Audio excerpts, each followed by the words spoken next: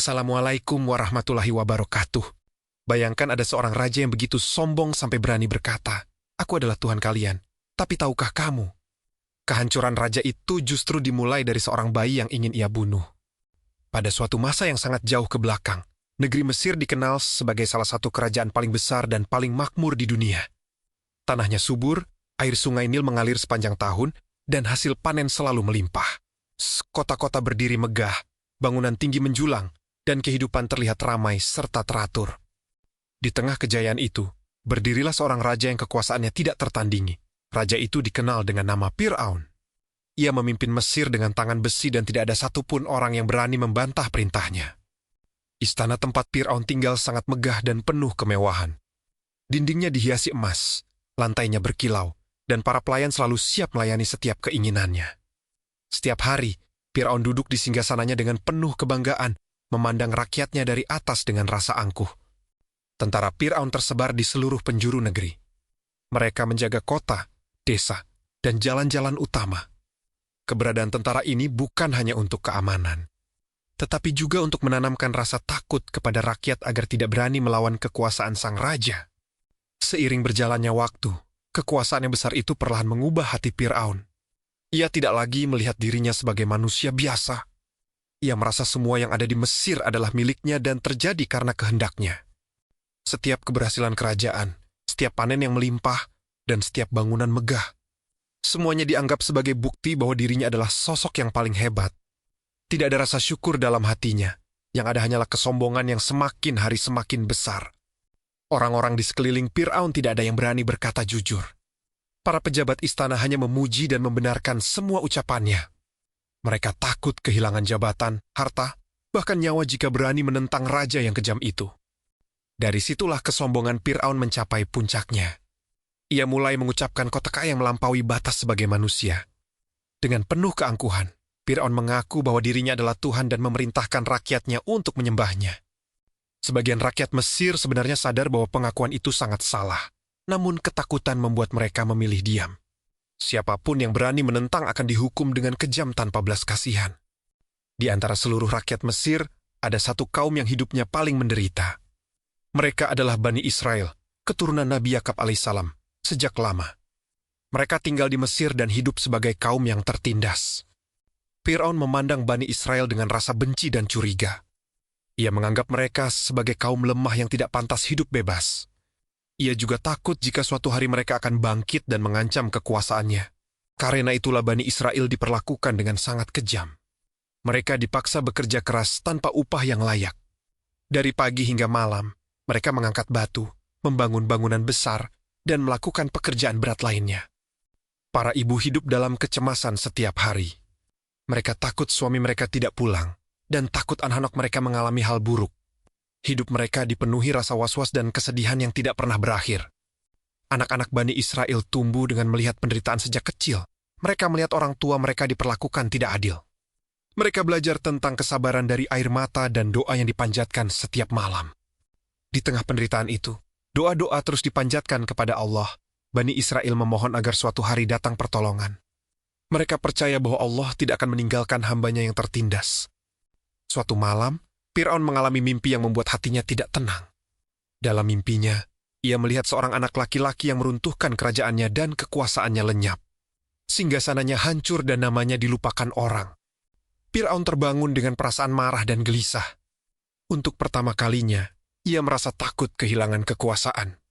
Ia segera memanggil para penasihat dan ahli tafsir mimpi untuk menjelaskan arti mimpi tersebut.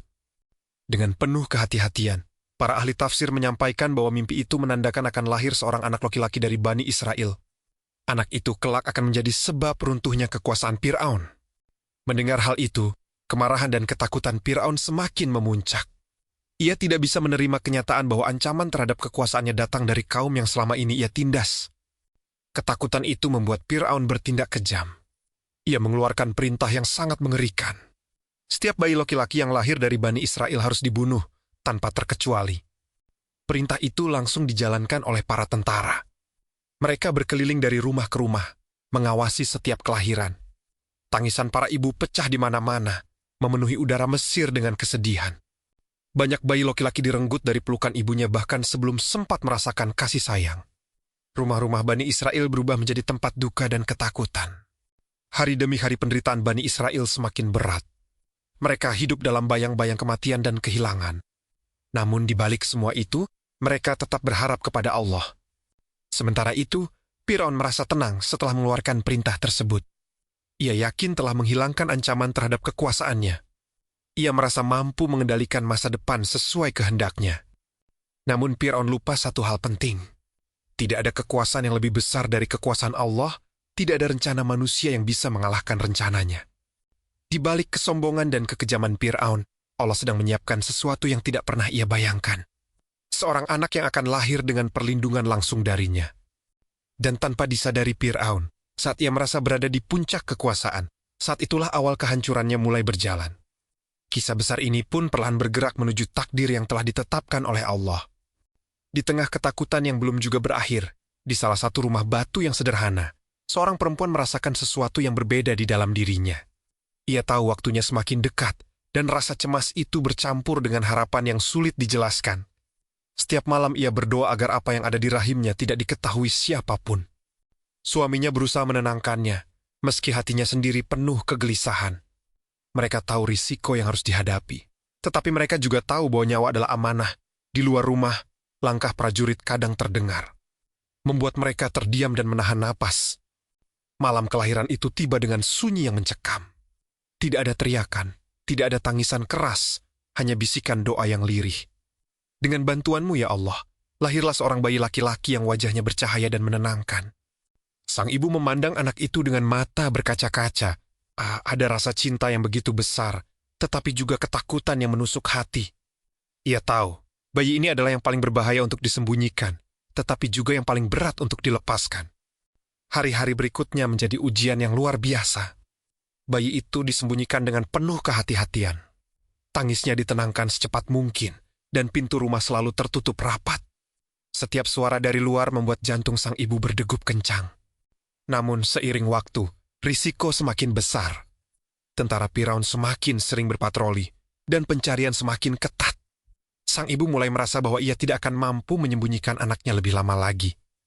Di tengah kegelisahan itu, Allah memberikan ilham ke dalam hatinya. Sebuah perintah yang terasa berat, tetapi juga penuh keyakinan. Ia diminta untuk menghanyutkan bayinya ke sungai Nil, dan percaya sepenuhnya bahwa Allah akan menjaganya. Keputusan itu membuat air matanya jatuh tanpa henti. Bagaimana mungkin seorang ibu melepaskan bayinya ke sungai? Namun di sisi lain, ia merasa ada ketenangan aneh yang menyelimuti hatinya. Dengan tangan gemetar, ia menyiapkan sebuah peti kecil. Peti itu dibuat seaman mungkin, dilapisi agar tidak kemasukan air. Setiap sentuhan pada peti itu disertai doa yang tulus dan penuh harap. Saat fajar mulai menyingsing, ia membawa bayinya ke tepi sungai Nil. Sungai itu mengalir tenang. Seolah ikut menyimpan rahasia besar yang akan terjadi. Sang ibu memeluk anaknya untuk terakhir kalinya, mencium keningnya dengan penuh cinta. Dengan air mata yang tak tertahan, ia meletakkan bayi itu ke dalam peti dan perlahan menghanyutkannya. Tangannya terangkat, berdoa dengan suara lirih. Menyerahkan segalanya kepada Allah, hatinya hancur, tetapi imannya tetap teguh. Peti kecil itu mengalir mengikuti arus sungai. Daun-daun hijau di tepi, sungai menjadi saksi bisu perjalanan yang penuh misteri. Tidak ada yang tahu kemana arus akan membawanya. Dari jauh, seorang anak perempuan memperhatikan dengan penuh perhatian. Dialah kakak dari bayi itu, yang diperintahkan ibunya untuk mengikuti dari jauh. Ia berjalan perlahan di tepi sungai, menjaga jarak agar tidak menimbulkan kecurigaan. Arus sungai membawa peti itu mendekati kawasan istana. Tempat yang paling berbahaya, tetapi juga yang telah ditentukan.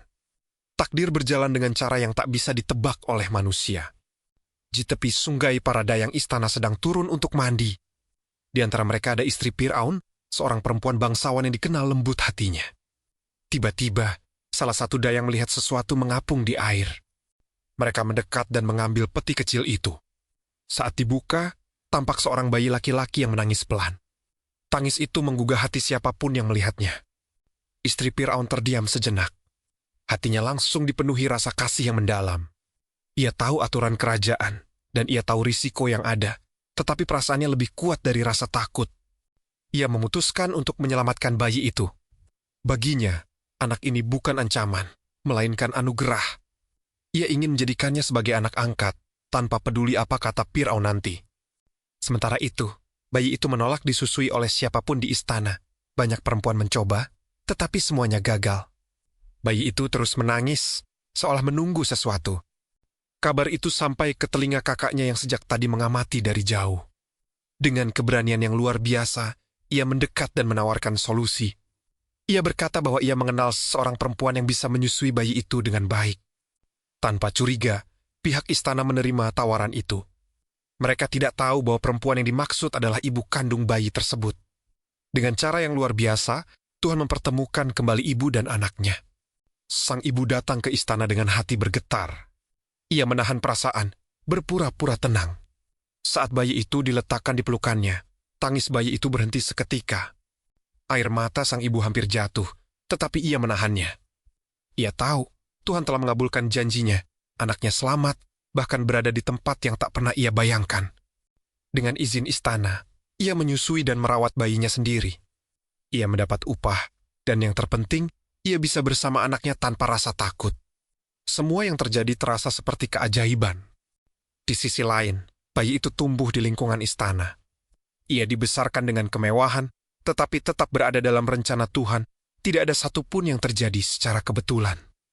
Firaun sendiri tidak menyadari bahwa ancaman yang ia takutkan justru tumbuh di bawah atap istananya. Bayi yang suatu hari akan mengguncang kekuasaannya kini berada sangat dekat dengannya. Takdir terus berjalan, pelan namun pasti. Apa yang terlihat aman belum tentu benar-benar aman, dan apa yang tampak lemah bisa menjadi kekuatan besar. Babak baru telah dimulai, membawa harapan bagi yang tertindas dan peringatan bagi yang angkuh. Dan di balik semua itu, tangan Tuhan bekerja dengan cara yang tak pernah bisa dihentikan oleh kekuasaan manapun. Waktu terus berjalan, dan bayi yang dahulu dihanyutkan di sungai Nil kini tumbuh menjadi seorang anak yang sehat dan kuat. Ia hidup di dalam lingkungan istana yang megah. Dikelilingi kemewahan yang tidak pernah dirasakan oleh kebanyakan rakyat Mesir, setiap hari ia melihat emas, marmer, dan kain-kain halus yang menjadi bagian dari kehidupannya. Namun di balik kemewahan itu, ada sesuatu yang terasa kosong di dalam hatinya. Sejak kecil, ia memiliki perasaan yang sulit dijelaskan, seolah ia tidak sepenuhnya milik tempat itu. Tatapannya sering kosong ketika melihat kehidupan istana yang sibuk dan penuh kepura-puraan. Ia tumbuh dengan pendidikan terbaik yang bisa diberikan kerajaan. Ia diajari membaca, menulis, berhitung, dan berbagai ilmu yang membuatnya cerdas dan terhormat. Para guru memujinya sebagai anak yang cepat belajar dan memiliki pemikiran yang tajam. Meski demikian, sifatnya berbeda dari anak-anak bangsawan lainnya. Ia tidak sombong, tidak suka merendahkan, dan sering menunjukkan empati kepada orang-orang yang berada di bawah. Sikap itu membuat sebagian orang kagum, tetapi juga menimbulkan kecurigaan. Saat usianya beranjak dewasa, ia mulai sering keluar dari istana. Ia ingin melihat kehidupan di luar tembok tinggi itu. Ia ingin mengenal dunia yang selama ini hanya ia dengar dari cerita. Di luar istana ia melihat sesuatu yang jauh berbeda dari kehidupan yang ia kenal. Ia menyaksikan para pekerja dipaksa bekerja keras di bawah terik matahari. Cambukan dan bentakan menjadi hal biasa, dan penderitaan terlihat jelas di wajah mereka. Hatinya tersentuh melihat orang yang diperlakukan tidak adil. Ada rasa marah yang muncul, bukan karena kepentingan dirinya sendiri, tetapi karena ketidakadilan yang ia saksikan. Ia merasa seolah penderitaan itu memanggil nuraninya. Ia mulai mendekati kaum Bani Israel, meski dengan hati-hati. Ada perasaan aneh yang muncul ketika ia berada di antara mereka, seperti rasa kedekatan yang tidak bisa dijelaskan dengan kata-kata. Ia merasa lebih tenang, lebih menjadi dirinya sendiri. Suatu hari, ketika ia berjalan lebih jauh dari biasanya, ia melihat sebuah pertengkaran. Seorang pria dari kaumnya diperlakukan kasar oleh seorang Mesir, teriakan dan hinaan terdengar jelas. Membuat suasana semakin panas. Melihat itu, emosinya memuncak. Ia tidak bisa tinggal diam. Ia maju untuk melerai, berniat menghentikan ketidakadilan yang terjadi di depan matanya. Namun keadaan berubah cepat, dan satu tindakan yang tidak direncanakan mengubah segalanya. Dalam upayanya membela yang tertindas, ia tanpa sengaja menyebabkan kematian orang Mesir itu. Sesaat setelah kejadian itu, waktu terasa berhenti.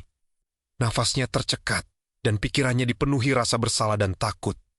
Ia sadar, tindakannya memiliki konsekuensi besar. Meski niatnya membela, hasilnya adalah sesuatu yang tidak bisa ditarik kembali. Ia segera pergi dari tempat itu, berusaha menenangkan diri dan memikirkan apa yang harus dilakukan. Hari itu menjadi titik balik dalam hidupnya. Ia tidak lagi merasa aman di Mesir, terutama di istana. Bayangan hukuman dan murka Fir'aun mulai menghantui pikirannya. Keesokan harinya, ia kembali melihat pertengkaran di antara kaumnya sendiri. Ia mencoba melerai dengan niat baik, tetapi kali ini ia ditolak. Salah satu dari mereka berkata bahwa perbuatannya kemarin sudah diketahui. Ucapan itu membuat jantungnya berdegup kencang. Ia sadar bahwa rahasia itu tidak akan lama tersembunyi. Wajah-wajah di sekitarnya terasa menatap dengan kecurigaan. Tak lama kemudian, kabar itu benar-benar sampai ke telinga Fir'aun. Amarah sang penguasa bangkit kembali. Baginya, ini bukan sekadar pembunuhan, tetapi ancaman terhadap wibawa dan kekuasaannya. Fir'aun memerintahkan agar orang yang bersalah segera ditangkap dan dihukum. Istana yang dulu terasa aman kini berubah menjadi tempat yang penuh bahaya. Setiap sudut terasa mengawasi. Di tengah kekacauan itu, datanglah seseorang dengan wajah panik memperingatkannya. Ia diberitahu bahwa keputusan telah diambil dan nyawanya terancam. Tidak ada waktu untuk berpikir panjang. Dengan hati berat, ia memutuskan untuk meninggalkan Mesir. Ia pergi sendirian. Tanpa harta, tanpa perlindungan, hanya membawa keyakinan bahwa Tuhan akan menuntunnya. Langkahnya meninggalkan istana terasa seperti meninggalkan masa lalu. Perjalanan itu panjang dan melelahkan. Gurun membentang luas, panas menyengat di siang hari, dan dingin menusuk di malam hari. Setiap langkah terasa berat, tetapi ia terus berjalan. Dalam kesendirian itu, ia banyak merenung. Ia memikirkan siapa dirinya sebenarnya, dari mana ia berasal, dan kemana ia akan pergi. Hatinya dipenuhi penyesalan, tetapi juga harapan akan pengampunan. Ia menyadari bahwa hidup di istana tidak membuatnya bahagia. Kekuasaan dan kemewahan tidak mampu menenangkan hatinya. Justru dalam perjalanan yang penuh kesulitan ini, ia mulai menemukan kedamaian. Setelah perjalanan panjang, ia tiba di sebuah negeri yang asing baginya. Tempat itu tenang, jauh dari hiruk-pikuk Mesir di sana. Ia bertemu dengan orang-orang yang hidup sederhana dan damai. Di dekat sebuah sumber air, ia melihat beberapa perempuan kesulitan memberi minum ternak mereka. Tanpa berpikir panjang, ia membantu dengan tenaga yang tersisa. Kebaikan kecil itu menjadi awal dari babak baru dalam hidupnya. Setelah membantu, ia duduk di bawah naungan, merasa lelah dan lapar. Ia berdoa dalam diam, memohon pertolongan dan arah. Hatinya terasa lebih ringan setelah mengadu kepada Tuhan. Tak lama kemudian, ia diajak ke rumah oleh keluarga perempuan-perempuan itu. Ia diterima dengan baik, diberi makan, dan didengarkan ceritanya. Untuk pertama kalinya setelah lama, ia merasa diterima tanpa syarat. Ia akhirnya menetap di negeri itu. Hari-harinya diisi dengan bekerja sebagai penggembala, hidup sederhana, jauh dari istana dan kekuasaan. Pekerjaan itu keras, tetapi jujur dan menenangkan. Waktu berlalu, dan ia mulai menemukan jati dirinya. Dalam kesederhanaan itu, imannya tumbuh. Ia belajar tentang kesabaran, tanggung jawab, dan arti kehidupan yang sesungguhnya. Ia kini bukan lagi anak istana yang bingung, tetapi seorang pria yang ditempa oleh pengalaman. Meski masa lalunya penuh dengan kesalahan, ia percaya bahwa Tuhan tidak meninggalkannya. Di kejauhan, Mesir mungkin masih dipenuhi kezaliman. Fir'aun mungkin masih duduk di singgasananya. Namun takdir terus bergerak, mempersiapkan sesuatu yang lebih besar. Ini berakhir dengan seorang pria yang telah meninggalkan kemewahan, tetapi menemukan kekuatan sejati dalam kesederhanaan. Perjalanan hidupnya belum selesai, dan panggilan yang lebih besar sedang menantinya di waktu yang telah ditentukan. Malam itu berlalu dengan tenang, tetapi takdir besar sedang menunggu untuk terungkap. Musa melangkah kembali menuju Mesir dengan hati yang mantap dan keyakinan yang tak tergoyahkan. Hari-hari di Mesir tidak lagi berjalan seperti biasa sejak. Musa kembali membawa pesan dari Tuhan, meski kehidupan di luar tampak sama. Ada kegelisahan yang perlahan merambat ke setiap sudut kota. Musa berjalan di antara rakyat dengan hati yang berat. Ia melihat penderitaan yang telah berlangsung terlalu lama, dan ia tahu bahwa waktu untuk perubahan semakin dekat. Bani Israel masih bekerja di bawah pengawasan ketat para penjaga. Punggung mereka membungkuk, tangan mereka kasar, dan wajah mereka menyimpan kelelahan yang tidak pernah benar-benar pergi. Musa mendekati mereka dengan penuh kasih. Ia menguatkan hati mereka, mengingatkan bahwa Tuhan tidak pernah meninggalkan hambanya yang teraniaya. Sementara itu, kabar tentang Musa semakin sering terdengar di istana. Para pembesar mulai merasa resah, karena pengaruhnya perlahan tumbuh di tengah rakyat. Firaun mendengar laporan demi laporan dengan wajah dingin. Ia tidak suka namanya disebut bersama kata perlawanan, apalagi dikaitkan dengan Tuhan selain dirinya. Namun Firaun memutuskan untuk memanggil Musa ke istana. Ia ingin menghadapi langsung orang yang berani menantang kekuasaannya. Hari itu, istana Mesir dipenuhi kemegahan seperti biasa. Tiang-tiang batu menjulang tinggi, lantai berkilau, dan penjaga berdiri berjajar dengan senjata terangkat. Musa melangkah masuk dengan tenang. Tongkat kayu sederhana berada di tangannya, tampak kecil dibandingkan kemewahan yang mengelilinginya. Firaun duduk di singgasana dengan sikap angkuh. Tatapannya tajam, seolah ingin menekan Musa sebelum ia sempat berbicara. Dengan suara yang tenang namun tegas, Musa menyampaikan pesan Tuhan. Ia menyeru Firaun untuk berhenti berlaku zalim dan membebaskan Bani Israel. Ruangan istana mendadak sunyi. Semua mata tertuju pada Musa, menunggu reaksi dari penguasa Mesir itu. Firaun tertawa kecil, penuh ejekan. Ia menuduh Musa sebagai pendusta dan penyihir yang ingin memecah belah negeri. Musa tidak membalas ejekan itu. Ia berdiri dengan keyakinan yang kokoh, seolah tidak tergoyahkan oleh kesombongan siapapun. Atas izin Tuhan, Musa melangkah maju. Ia mengangkat tongkat yang selama ini menemaninya dalam perjalanan. Di hadapan Firaun dan seluruh pembesar istana, Musa melemparkan tongkat itu ke lantai batu. Dalam sekejap, tongkat tersebut berubah menjadi ular besar yang hidup dan bergerak nyata. Ular itu melata dengan gerakan yang kuat. Sisiknya berkilau di bawah cahaya istana, dan suaranya menggema membuat jantung berdegup kencang. Beberapa pembesar istana mundur ketakutan. Para penjaga refleks mengangkat senjata, namun ragu untuk mendekat. Suasana istana yang tadinya penuh kemegahan kini berubah mencekam. Tidak ada yang menyangka tongkat sederhana itu bisa berubah menjadi makhluk hidup yang nyata. Ular itu bukan ilusi. Bayangannya jelas, gerakannya nyata, dan kehadirannya terasa menekan siapapun yang melihatnya. Firaun terdiam sesaat. Wajahnya menegang, namun kesombongannya menolak mengakui kebenaran. Ia menuduh Musa menggunakan sihir tingkat tinggi.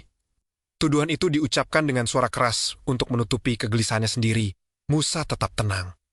Ia tidak merasa perlu berdebat panjang, karena tanda kebesaran Tuhan telah berbicara. Firaun kemudian memerintahkan agar para ahli sihir terbaik Mesir dipanggil. Ia ingin membuktikan bahwa kekuasaannya masih lebih besar. Hari itu dijadikan tontonan besar. Rakyat berkumpul dengan rasa penasaran dan ketakutan yang bercampur menjadi satu. Para penyihir menunjukkan kemampuan mereka. Tali dan tongkat mereka tampak bergerak seolah hidup, membuat sebagian orang terpesona. Namun ketika Musa kembali menunjukkan tongkatnya, segalanya berubah. Ular besar itu mengalahkan semua ilusi yang ada di hadapan mata. Para penyihir langsung menyadari perbedaannya. Mereka tahu ini bukan sihir, melainkan kekuasaan yang datang dari Tuhan. Hati mereka tersentuh. Tanpa ragu, mereka tersungkur dan mengakui kebenaran. Keputusan itu membuat Firaun murka. Amarahnya meledak karena kekuasaannya terasa dipermalukan di depan rakyat. Ia mengancam siapapun yang berani mengikuti Musa. Ketakutan kembali menyelimuti sebagian orang. Namun benih keimanan telah tertanam.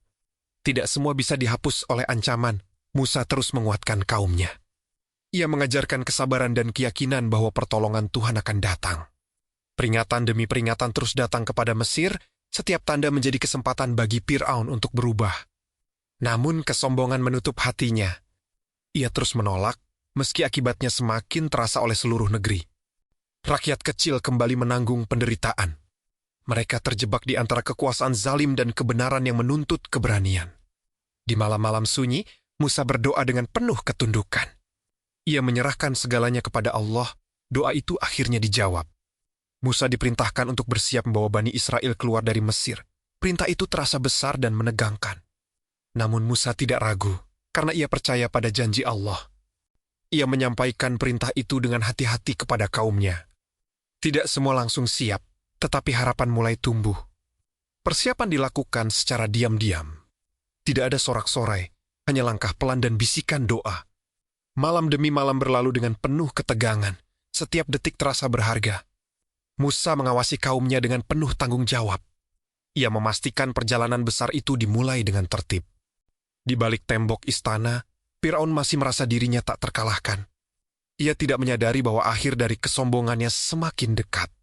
Langit malam menjadi saksi langkah awal menuju kebebasan. Musa memimpin dengan keyakinan yang tak tergoyahkan. Bani Israel melangkah meninggalkan Mesir. Setiap langkah adalah bukti iman yang diuji. Dan di saat itulah, sejarah mulai bergerak menuju puncaknya. Kebesaran Tuhan akan segera terungkap dengan cara yang tidak pernah mereka bayangkan.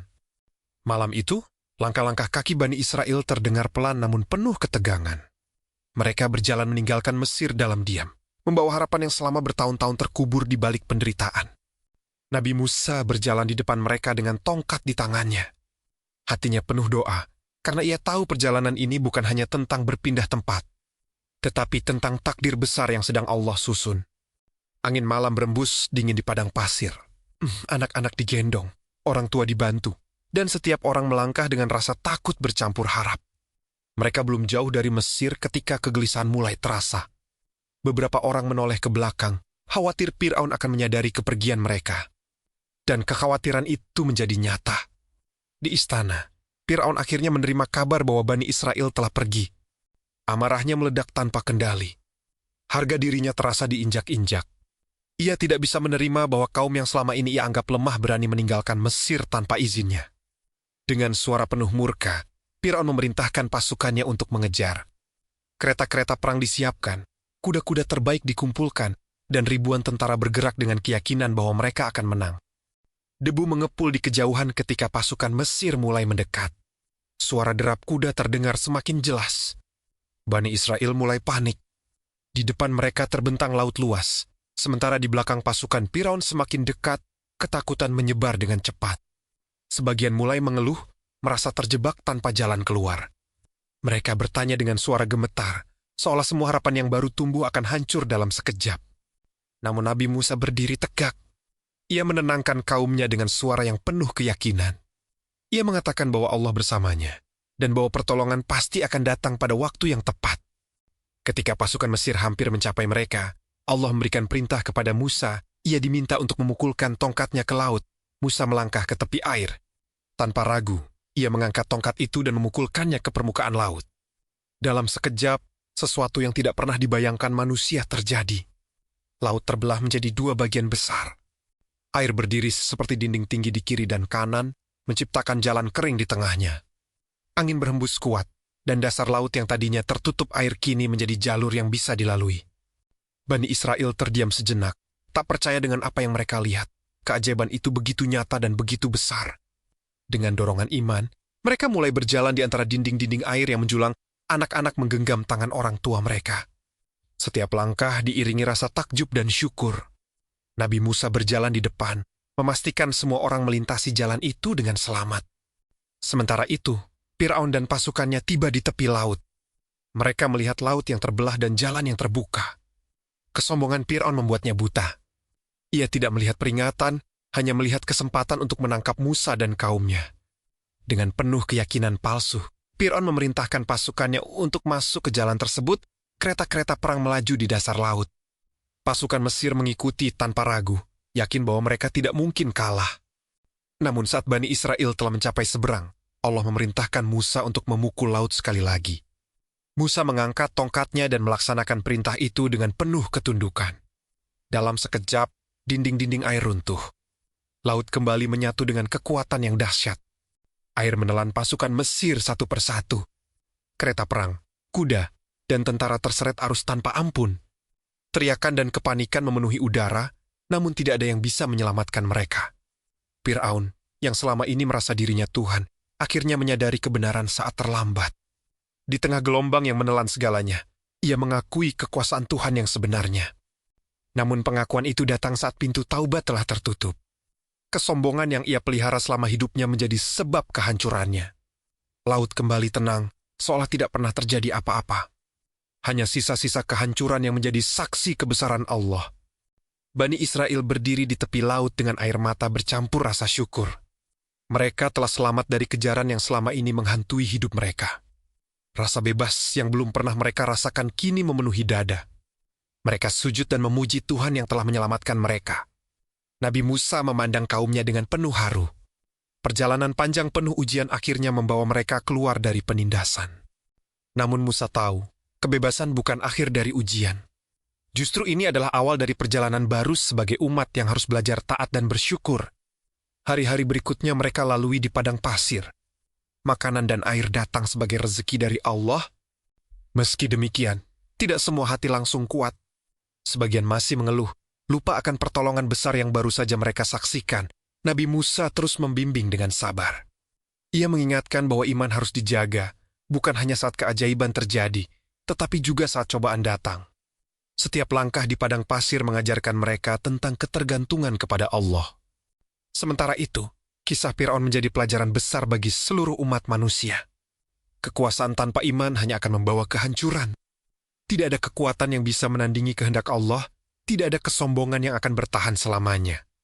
Laut yang terbelah dan menelan pasukan Mesir menjadi tanda abadi tentang keadilan Allah. Nabi Musa melanjutkan misinya sebagai pembimbing umat. Ia mengajarkan hukum, kesabaran, dan ketaatan. Nabi Musa melanjutkan misinya sebagai pembimbing umat. Ia mengajarkan hukum, kesabaran, dan ketaatan. Perjalanan itu penuh tantangan, tetapi Musa tidak pernah sendiri. Allah selalu bersamanya, dan hingga kini, kisah itu terus diceritakan. Bukan sekadar sebagai cerita masa lalu, tetapi sebagai pengingat bagi setiap hati. Bahwa kebenaran akan selalu menemukan jalannya. Bahwa kesabaran akan berbuah kemenangan. Dan bahwa kebesaran Allah akan selalu mengalahkan kesombongan manusia, kapanpun dan dimanapun. Sahabat, kisah ini bukan hanya tentang masa lalu. Ini adalah cermin bagi kita semua hari ini.